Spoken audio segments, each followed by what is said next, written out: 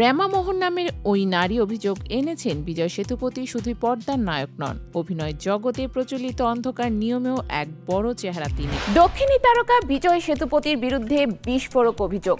এক নারী দাবি করেছেন মিডিয়ায় এক পরিচিত মুখকে বছরের পর বছর শোষণ করেছেন অভিনেতা। অভিযোগ, ক্যামেরার বাইরে সেতুপতি ভিন্ন মানুষ। পোস্টটি ভাইরাল হলেও দ্রুত মুছে দেন রেমা মোহন। প্রশ্ন উঠছে, নায়ক কি আসলেই নায়ক নাকি মুখোশ পরা কেউ? ভার্সেটাইল পারফর্মার মাক্কাল সেলভান খেতাবধারী দক্ষিণী তারকা বিজয় সেতুপতি, যিনি একাধারে 96, সুপার ডিলাক্স, বিক্রম বেদা থেকে জাওয়ানেও বাজিমাত করেছেন, এবার উঠে এসেছেন আলোচনার ভিন্ন মঞ্চে। এক নারীর বিস্ফোরক এক্সপোস্ট ঘিরে দক্ষিণ ভারত জুড়ে তৈরি হয়েছে বিতর্কের ঝড়। রেমা মোহন নামের ওই নারী অভিযোগ এনেছেন বিজয় সেতুপতি শুধুই পর্দার নায়ক নন, অভিনয় জগতে প্রচলিত অন্ধকার নিয়মেও এক বড় চেহারা তিনি। তার দাবি, এক পরিচিত নারী যিনি এখন মিডিয়ায় পরিচিত মুখ, সেতুপতির হাতে বছরের পর বছর নিগৃহীত হয়েছেন।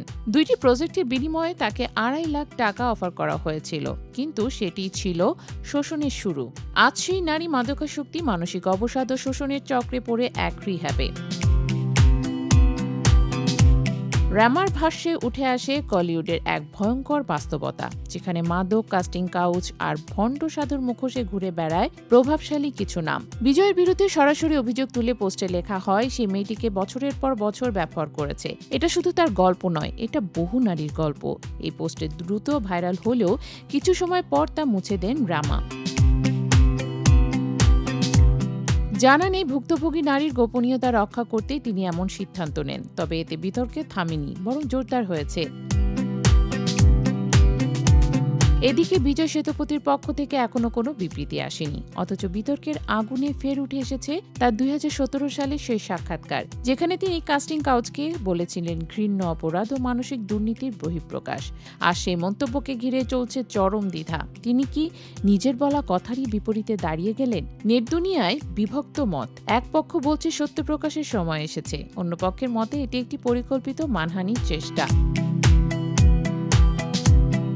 অভিনয় শুরুর আগে দারিদ্র্যের সঙ্গে লড়াই করা বিজয় আজ দক্ষিণ বলিউডে সুপ্রতিষ্ঠিত।